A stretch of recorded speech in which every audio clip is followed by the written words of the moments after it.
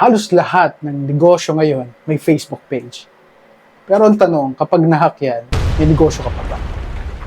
Imagine this, may small cafe ka sa city. Araw-araw may nagme-message, may nagpapabook, may nag-i-inquire.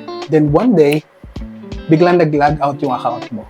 Then pag login mo ulit, this page is no longer available. Lahat ng followers, messages, orders, reviews, lahat nawala. Sakit, di ba?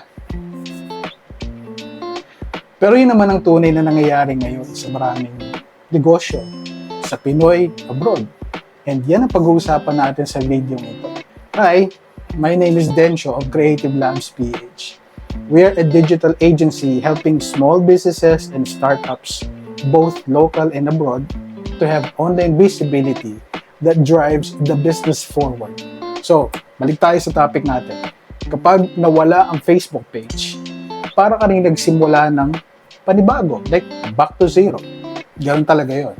Ayon kay paring Google, there's really no specific official daily stat for just business pages being hacked on Facebook. But it is estimated that around 300,000 Facebook accounts, including business accounts, are hacked every day.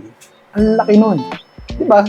So, sa totoo lang, hindi naman talaga kasi natin pag-aari ang Facebook. So, kung mawala man yan, wala kang habol. Wala tayong habol. Pero kung meron kang website, well, ibang laban. Nakasave lahat ng information, may sarili kang domain, at kahit mawala ang social media, tuloy pa rin ang operations mo. Think of it this way. Facebook, it's like renting a stall sa loob ng mall. And then a website is like owning your own store. Mas meron kang ang effort sa una, pero ikaw naman ang may control. Sige, gawa natin ng meron tayong story time. Isang example, Maria's Pastry sa Cebu. Noon, Facebook lang naman ang gamit nila. So pag na-flag yung page, wala na silang makontak na customers or hindi na rin sila mahanap na customers. Ngayon nagka-website na sila, tuloy-tuloy yung operations, tuloy-tuloy ang inquiries. Mas tumaas pati yung repeat buyers kasi meron trust. Alam naman natin na may official website, meron trust. So dito rin nila pinapakita yung menu, reviews, delivery or ordering form. At nung nagka-problem man ulit sa Facebook, wala na silang problem. Or hindi na ganun kalaki yung problem. Why? Because customers can still find them sa Google. So, ano nga bang lesson sa video na to?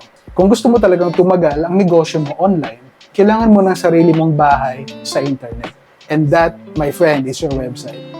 Social media attracts, but your website converts.